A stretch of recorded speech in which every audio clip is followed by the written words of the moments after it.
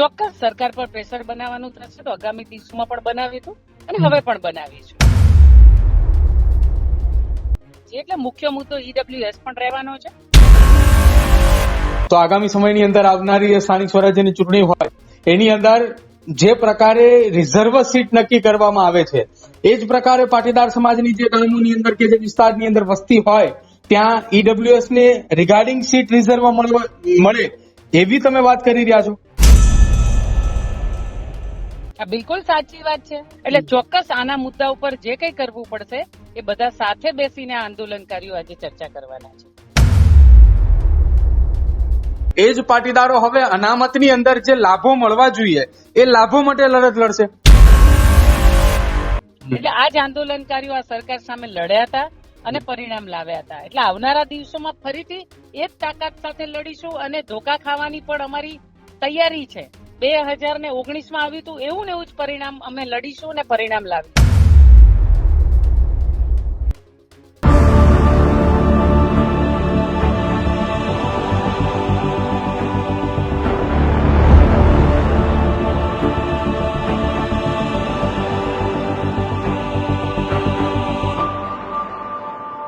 ગુજરાતની અંદર છેલ્લા કેટલાક સમયથી ચર્ચાઓ થતી હતી કે પાટીદાર સમાજના આગેવાનોની એક બેઠક મળવાની છે. એ બેઠક ક્યારે મળવાની છે, શું થવાનું છે, તેને લઈને 2 દિવસ પહેલા જ વરુણ પટેલ, અલ્પેશ કથિરા સહિતના તમામ પાટીદાર સમાજના આગેવાનો સોશિયલ મીડિયાના માધ્યમથી એક માહિતી આપી કે 28 તારીખે ગાંધીનગરની અંદર એક બેઠક મળશે, ચિંતન શિબિર થશે અને આ ચિંતન શિબિરની અંદર લડાયક નેતાઓ એક સાથે એક બેઠક કરવાના છે.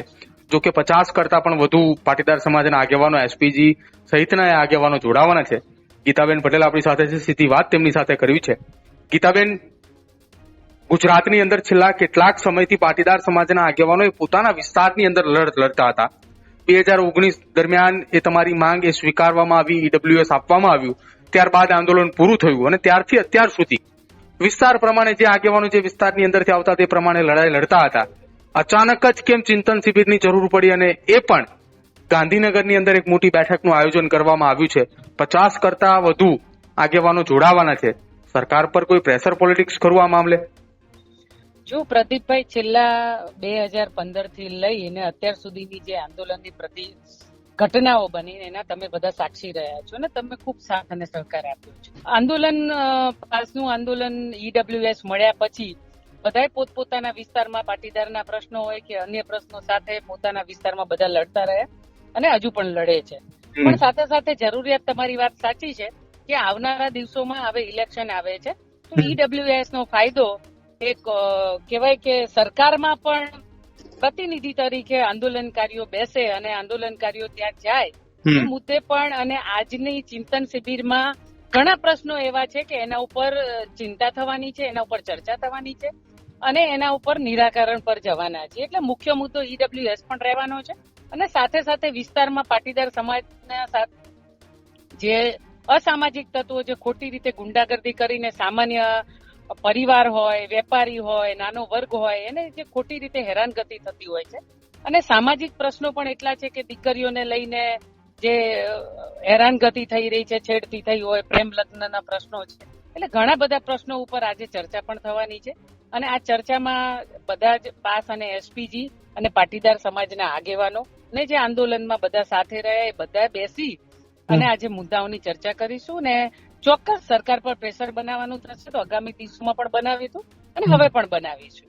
અચ્છા ગીતાબેન, ઈડબ્લ્યુએસ ની જે તમે વાત કરી તો આગામી સમયની અંદર આવનારી સ્થાનિક સ્વરાજ્યની ચૂંટણી હોય એની અંદર જે પ્રકારે રિઝર્વ સીટ નક્કી કરવામાં આવે છે એ જ પ્રકારે પાટીદાર સમાજની જે ગામોની અંદર કે જે વિસ્તારની અંદર વસ્તી હોય ત્યાં ઈડબ્લ્યુએસ ને રિગાર્ડિંગ સીટ રિઝર્વ મળે એવી તમે વાત કરી રહ્યા છો.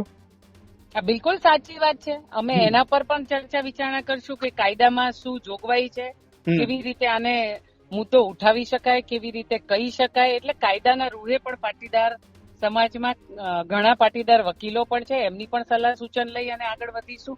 એટલે ચોક્કસ આના મુદ્દા ઉપર જે કંઈ કરવું પડશે એ બધા સાથે બેસીને આંદોલનકારીઓ આજે ચર્ચા કરવાના છે. એટલે પહેલા 2015 થી 2019 સુધી અનામત માટે લડાઈ લડતા હતા એ જ પાટીદારો હવે અનામતની અંદર જે લાભો મળવા જોઈએ એ લાભો માટે લડત લડશે. બિલકુલ લડશે, કેમ નહીં લડે? કારણ કે સરકારે જ્યારે 1000 કરોડનું યુવા સ્વાવલંબન યોજનાનું પેકેજ આપ્યું હોય તો એમાંથી કેટલા કરોડ વપરાય છે, કેટલા કરોડ નથી વપરાતા. વિદેશો જવું હોય યુવાનોને તો એ 15 લાખના લોનની સહાય માટે છે. તો એના માટે થોડા કાયદાઓ બહુ કડક હોય છે, નિયમો થોડા સુધારીશું, કારણ કે ઓછા નિયમ હોય તો દીકરાઓને જલ્દીથી જલ્દી, કારણ કે એમાં એવું છે કે 15 લાખ રૂપિયા લોન આપવામાં આવે છે, પણ તમે ત્યાં પહેલા એડવાન્સ ફી ભરવી પડે છે, તમારે ફ્લાઇટની ટિકિટ આપવી પડે છે. તો એના માટે થઈ અને પહેલા જે યુવાનને જવું હોય તો એના માટે એને 15 લાખની પહેલા વ્યવસ્થા કરવી પડે છે. તો એ પૈસા પહેલા ન લેવા પડે અને સરકાર જે અમારું જે યુવા સ્વાવલંબન યોજના જે પેકેજ આપેલું છે, તો જે યુવાનને એડમિશન મળે ને તરત જ મળે એવા પણ નિયમો, જે એકદમ બહુ કડક નિયમો છે, એના પણ સુધારણા થાય એવા પણ પ્રયત્ન કરીશું.